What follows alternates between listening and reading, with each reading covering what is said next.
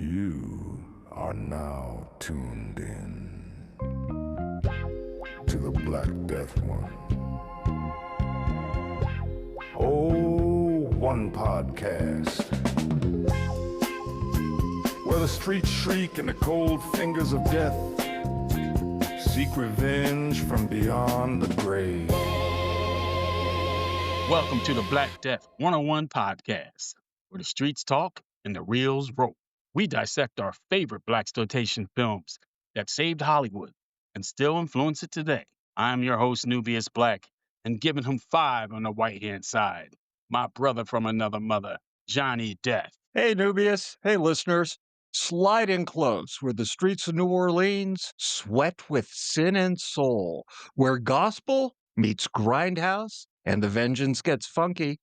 This is Black Death 101, and today we're going to dive deep into JD's Revenge, one of the wildest blends of horror and hoodoo and hustler soul ever to crawl out of the 1970s. I don't think there ever will be another one like it. It was so original. Before we went on the air, I told you I didn't see this film until my late teenage years, because I thought it was just going to be your average gangster film. And I finally seen it, and I was like, what have I been doing with my life? This movie is incredible. But before we get into it, I got to let you know, spoiler alert.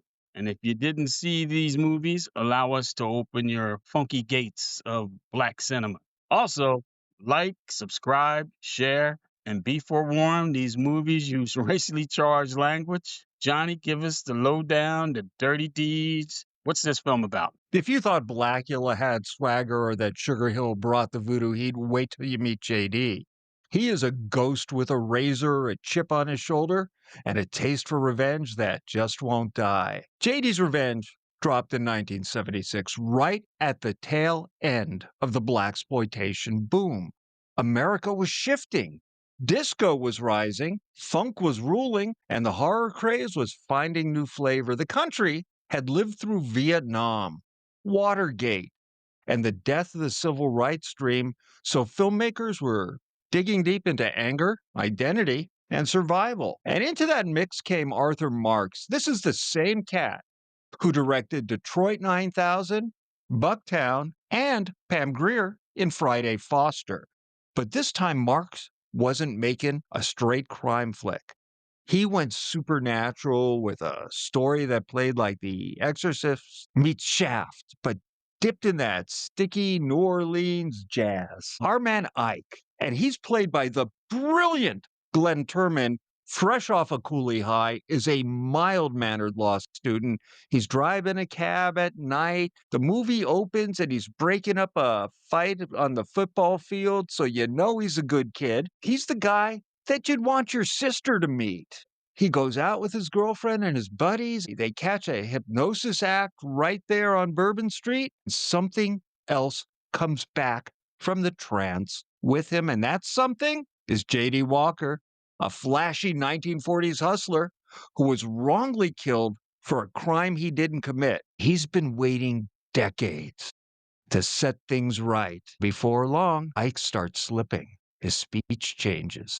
His walk changes. His style gets sharper and his temper gets mean as JD's spirit takes him over, step by funky step, until Ike's living a double life, one in the light, one in the deep, dirty dark of vengeance. That is just the overview of this film, ladies and gentlemen. This film, again, you don't know what you're going to get until you start leaning in, because it starts off 1942, like you said.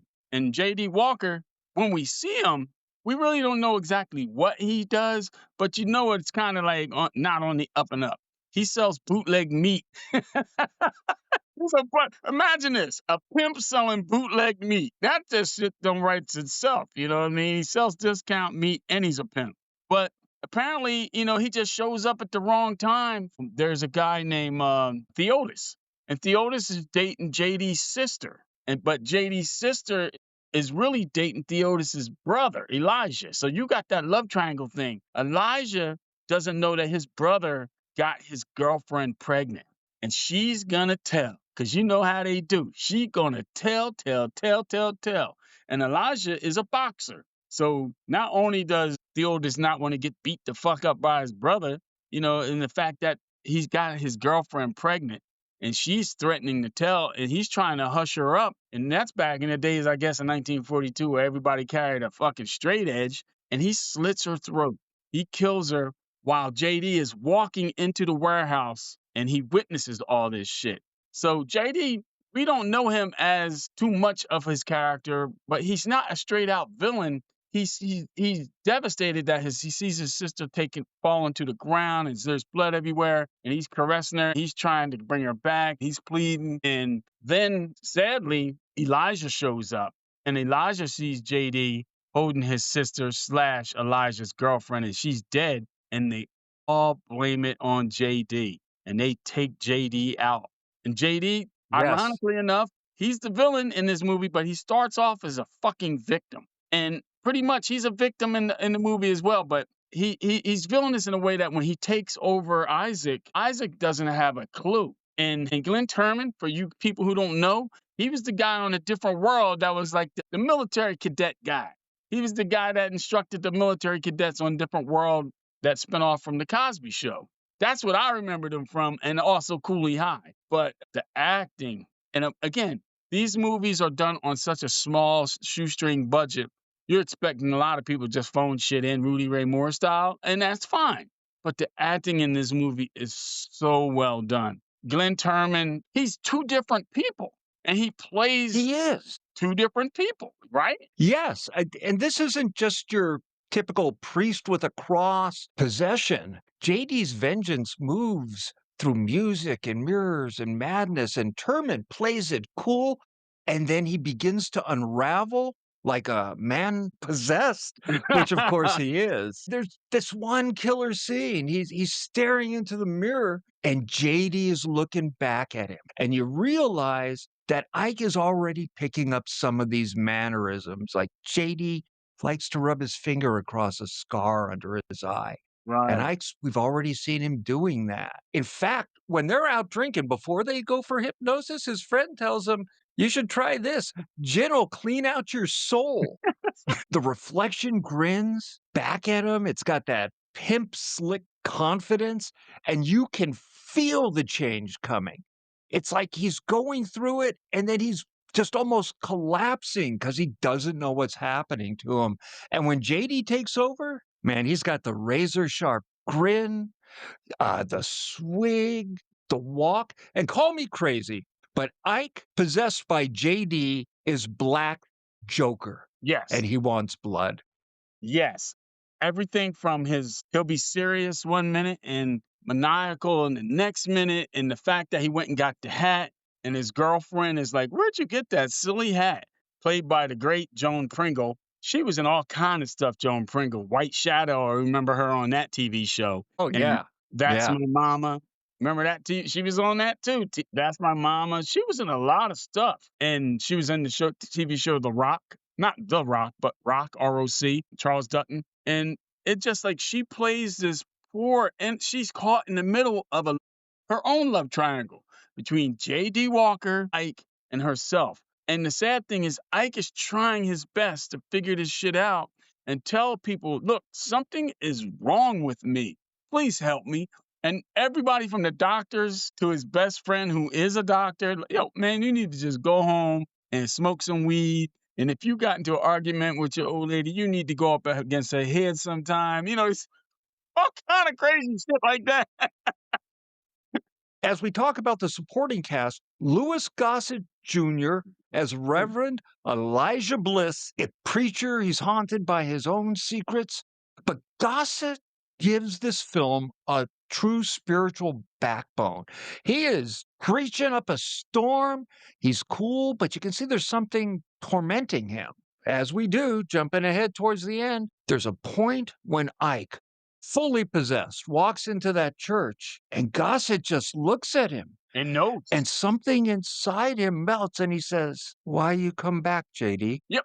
He knows something was going on. He knew that Isaac was possessed by JD in the church, but he did not know that it was his own selfish brother who had cheated on his girlfriend, JD's sister. And the sad part is, he said, of course, what does the brother say? I did it for us. I did it for us. I did it for you. Not the fact that Yeah. oops, I fucked up. I should be punished. And the daughter now, which this is where it gets creepy, and I give ain't creepy enough. The daughter who had slept with Isaac, but in the JD form. So technically, she was sleeping with her dad. You ever thought of that?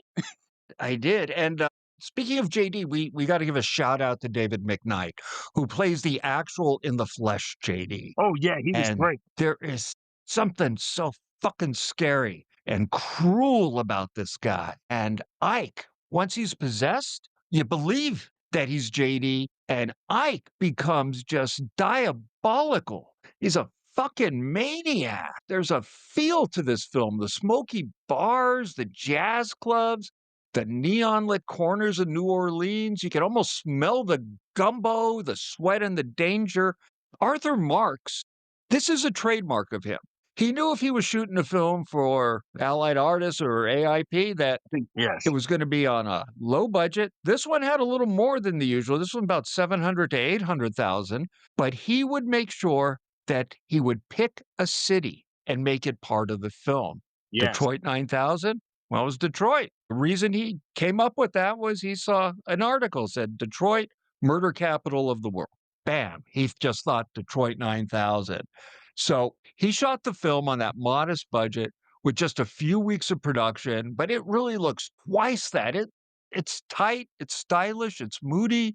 The cinematography leans into shadows and reflection. It uses mirrors and windows to show JD's presence creeping closer, taking more control. The soundtrack, it's got the pulse of the city with horns and an organ and that slow, haunting groove that lets you know something wicked is coming. All I know is it just like you nailed it, and it had that feel. Is it New Orleans? Is it New Orleans? Is it Nolans? I think it's all three. Nolans. JD Walker, like you said, he had that grin, that shit eating, cat with the mouse type grin that he's just playing with his mouse, that he knew eventually he was going to get this body all the way. And poor fucking Glenn Turman's character, Isaac, again, he's just trying to study for exams to get his law degree, and shit goes fucking sideways. Who do you feel sorry for more, Isaac or Christella? Because she literally took the hit in this movie. She took a He lays down a beating on her and throws her out after threatening to put her out on the streets to work. right She eventually comes back after again. he begs her to. Yep. When he first begs her to, she meets him in public on a bus or a streetcar, and he just begs her. He says he doesn't remember this. He has no memory of it. Something's wrong. Please, I need you. And she just finally looks at him and says goodbye. So later, when JD is finally fully taking over, Ike's in the shower. She walks in. He comes out of the shower. His hair has been processed. He's in full JD mode, and he tears into her again. Now, JD's Revenge isn't really about ghosts. It's about generational trauma, Yes. identity, and the violence of history. JD was killed unjustly, framed for a crime he didn't commit, and his spirit lives on through Ike, a young man who represents the next generation that's trying to rise above it all. So, what happens when the past refuses to die? That's the core of it. Vengeance as a form of resurrection. And in a decade where Black heroes were reclaiming power on screen, JD's story says even the dead won't rest until justice is served. It was served cold, but with a nice hot razor blade. This Oh, guy, yeah. again, when you're talking about when the possession of Isaac, it's not one of those, I feel him coming. Oh my God. No, it just pops in the middle of conversation. His mannerisms change, his voice, his diction. And what did he say when he came out the shower? You don't like daddy's conch? You don't like daddy's conch? And for years, I used to hear that word conch and never knew what it was. But that's when black men used to process their hair, Chuck Berry style, fill in the blanks. My dad Mhm. used to do it. Shit, in the 80s, we called it the Jerry curl. We used to do it. Go figure, my bald ass with a Jerry curl. That shit's funny in itself. But just the fact that he was transforming and JD's spirit was no dummy. He knew at the time he had limited time in his body, but he made use of it by following the church, going to the church, Yes. noticing the daughter, noticing Theolus. He noticed all that shit, and he manipulated poor fucking Isaac into all this shit, and Isaac ends up going home with fucking Roberta Bliss and knocking boots with her while Isaac is on the outs with Christella, his girlfriend. But these two women are innocent, ironically enough, total innocent. And JD is just using them for his revenge plot. Be honest with you, I mean, that's exactly what it is. And Roberta Bliss was played by Alice Joubert, pretty woman. You expect to see more of her, but I looked her up and I didn't see much of anything that she really done after this movie.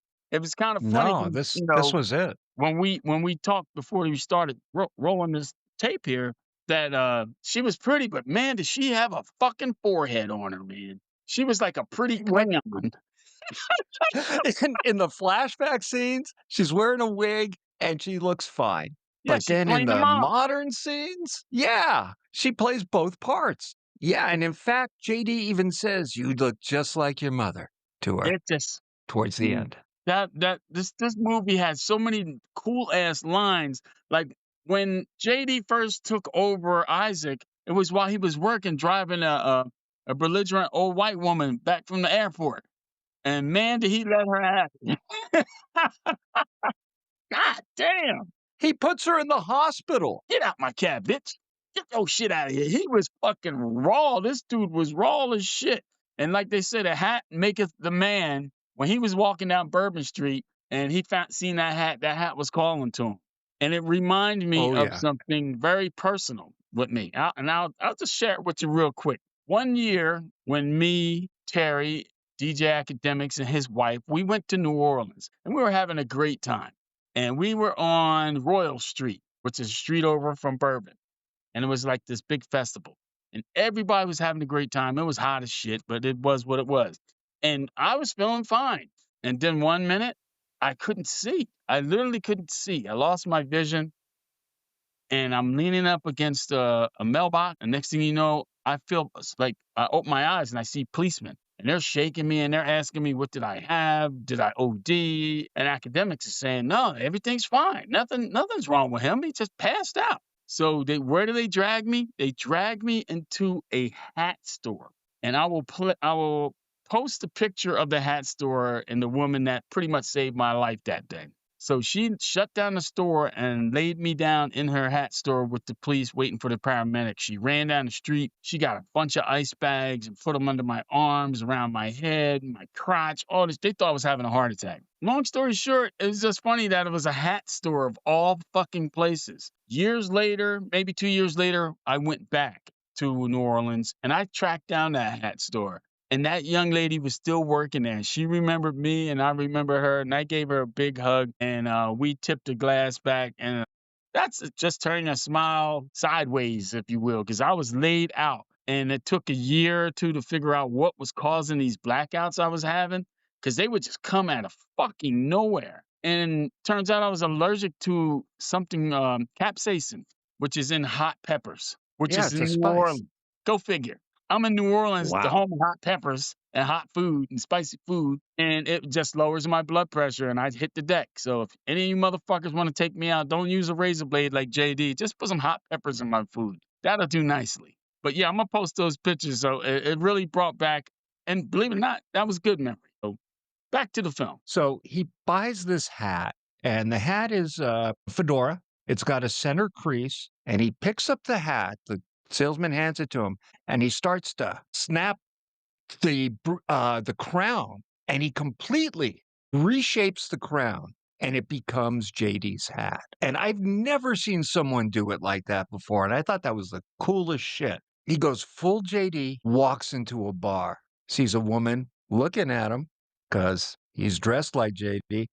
And he walks up to her and he sits down and he goes home with her. The scene in the bar is hilarious. And we cut to he's just gotten out of bed and she just looks up at the camera. And I swear I have heard this sampled in a Wu-Tang Clan song. She Yes. says, "That was the best fucking I've ever had." And he replies, "Was you with the ace?" You And went to suddenly Ace, she baby. hears her old man come in. And he's like, "You got someone here with you? Where is he? I'm going to beat him up." And JD walks out and tells him, "You best back up before I cut you down." The guy swings at him. He ducks the punch and slices that arm deep like he's shifting a gear. And he puts the guy everywhere and tells him to stay down. And when the guy stays down, he goes, "Your man's smart."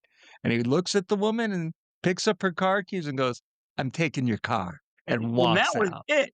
No one fucking questioned it. No one wanted to rebut it. No one wanted to argue with JD. They knew something was wrong with this cat, and we did not want to fuck with him any further because my man was getting sliced to ribbons on that scene.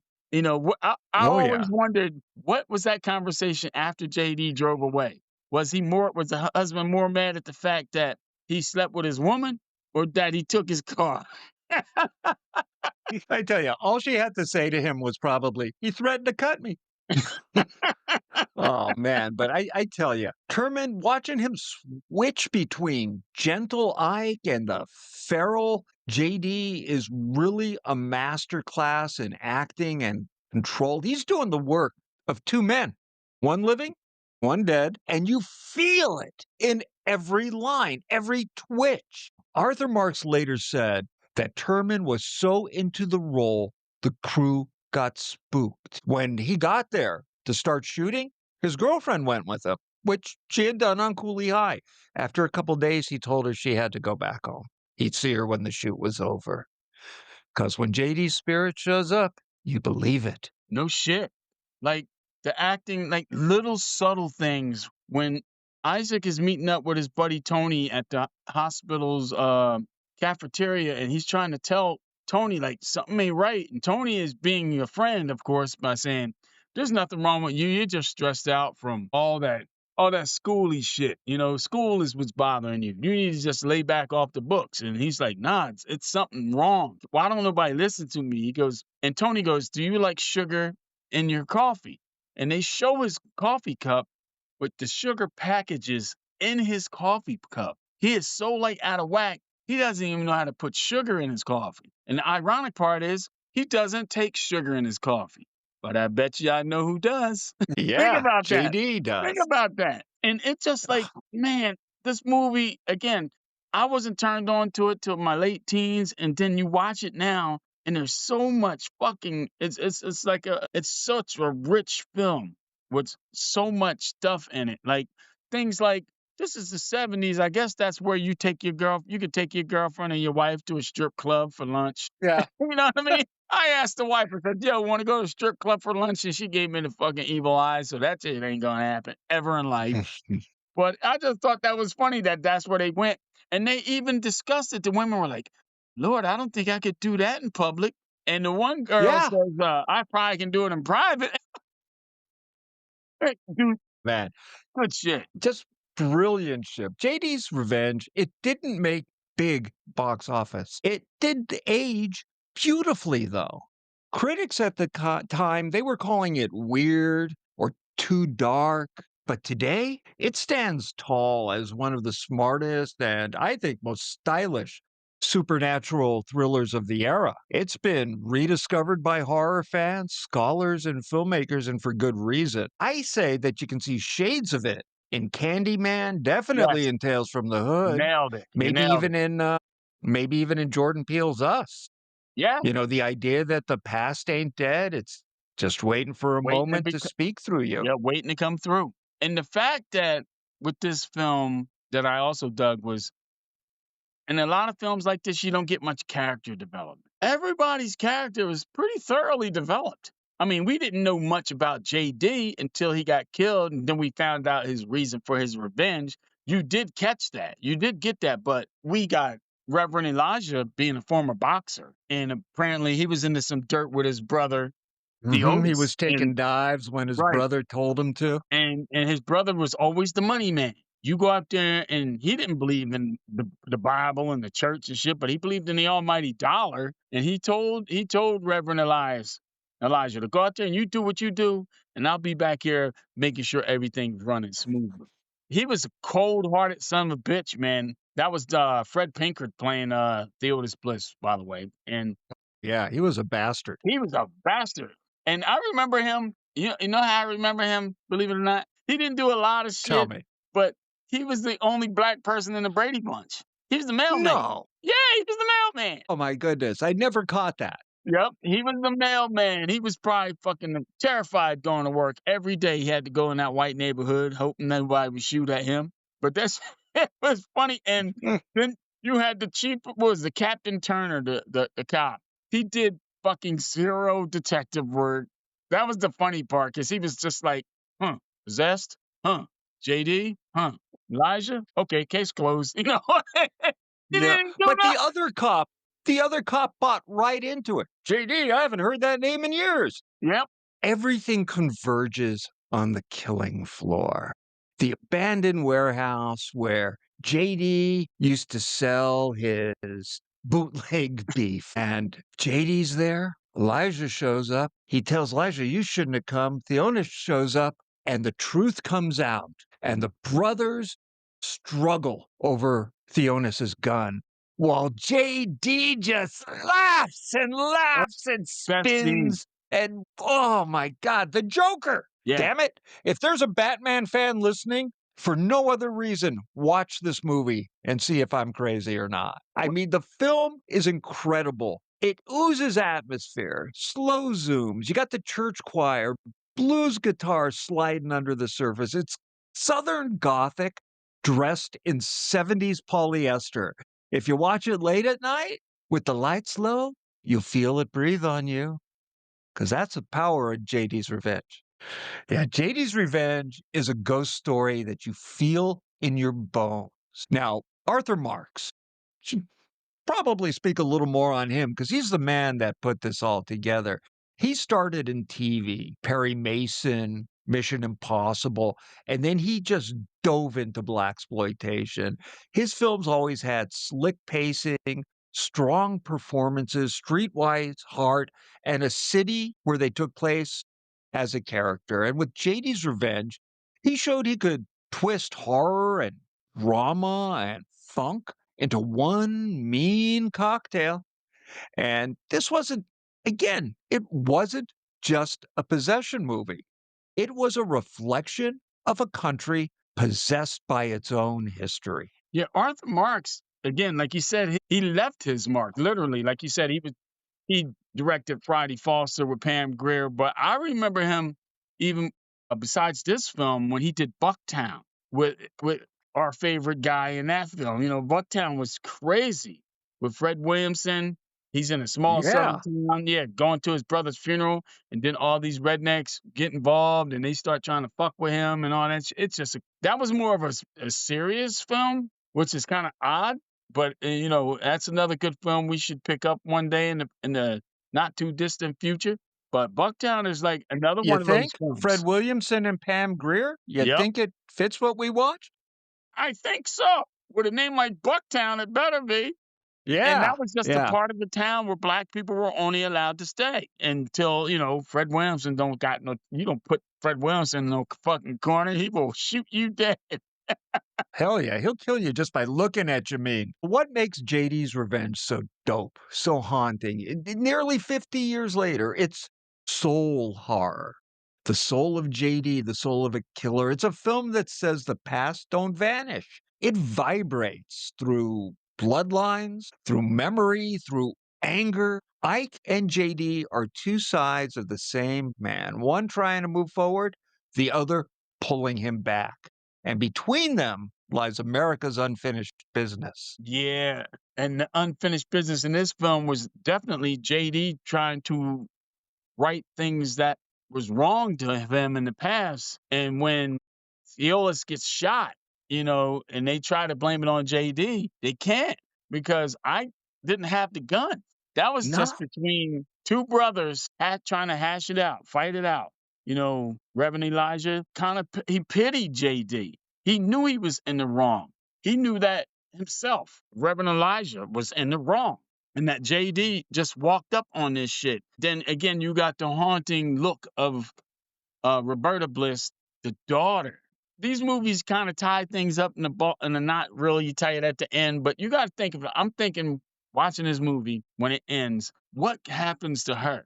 Her birth father, she finds out, was a fucking bastard, and the man who said he was going to be her, her father, still says, "I love you, and you will always be my daughter." And that was kind of cool. But then you got to see, like, poor fucking Glenn Turman. His Isaac is just sitting there like he's lost. What the fuck just happened? And people are telling him all these things that J.D. Walker had did in his body. And the cops are basically like, you know what? We don't even want to fuck with this shit. And you got the other. So Reverend Bliss shows up at the police station. Just like the psychiatrist at the end of Psycho, he explains to the cops and to Ike exactly what happened, and that now JD can rest in peace. And the biggest surprise to me was Ike's girl takes him back. After that vicious pimp slap that spun her in 360, and you can see the best part was when she gets hit, she sells it like a champ. She falls in front of the fireplace, and then a lamp, like seconds later, falls on the ground like the cherry on top. Chef's kiss of pimp slaps. Yeah. This film is easy to find. I actually caught it on late night on cable just a couple of months ago. I have it in my collection on Blu-ray. It's something that I can revisit time and time again because the performance in this film is magic to me. And the next time you feel a cold wind and hear a voice in that wind saying, "You dig?" Maybe it's JD reminding you that the dead don't forget, and maybe they don't stay dead. And that, never wear a fedora, especially if you get it on Bourbon Street. This movie was a great catch. I'm glad you picked this movie. October Horrorthon will continue. And what film will we be seeing next? Dr. Black and Mr. Hyde is up next. Another film with a crazy premise and great fucking acting. Put the premise in your pocket and just check out the acting of the actors involved in this film. It's, again, way too good for films like this that you would think, but they elevate the work. Bertie Casey can elevate anything. He elevated being a gargoyle. In the head of a bunch of nerds in college. Yeah. So come back with us next time. Check us out on Facebook. Go on Spotify, Apple Podcasts, YouTube. Those are the places you can hear us. Eventually, we're going to get some video up, I promise. And give us some love. Likes, love, and share. And at the same time, go back and watch these films. We left a lot of shit out, trust me, because we're just sitting there throwing it out like, we're sitting here at the barbershop shooting the shit. Go watch these films, discover them for yourself, and get back with us. Tell us what you liked. Tell us what you don't like. Tell us what you think we should pick up after the Halloween season. Because these things ain't going away no time soon as long as me and Johnny Depp have to say about it. We going to keep pushing these movies because they deserve to be seen. They deserve to be watched. And for a new audience, if you're tired of seeing the same old thing, you're tired of seeing CGI action films, you're tired of seeing the same stupid romance films, step back in time. Step back in the 70s and see how funky got its name. Because that's what these movies are. They are pure funk. And with that, come see us again. Same black time. Same black channel. Peace. Peace. Yeah. New Orleans after dark. Steam rising off them cobblestones. A man possessed by rage, by memory, by something that won't stay dead. They call him JD, and he came back for what's his. Low down the city's moaning, moonlight cutting through the sin. There's a stranger in the mirror, and he's wearing JD's grin. Ain't no priest gonna save you, ain't no prayer gonna make it right. When a brother's soul been broken, it's vengeance in the night. He's coming back. JD's revenge. From the grave, from the pain, from the end.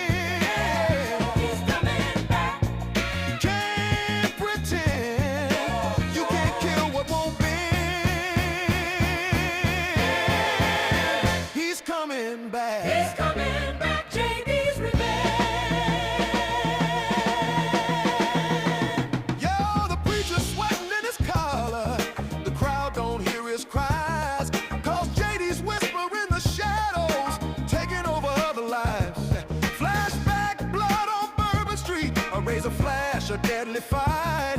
Now the spirit's got a body and he's burning for the light. Talking voice over thumping bass line. That's right, he ain't no ghost. He's a man with a purpose, a blade and a plan. Somebody best confess before JD takes your hand.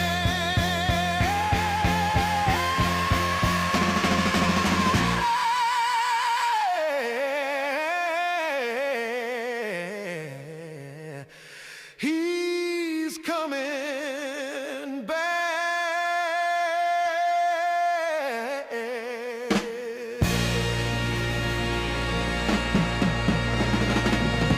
You can't hide, you can't defend. He's coming back for his name and his soul. He's coming back. He's taking what's his, body and whole. He's coming back. Yeah.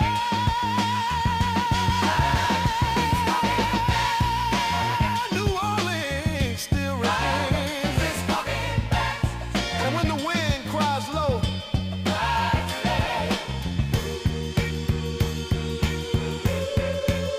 that ain't no ghost you hear, baby.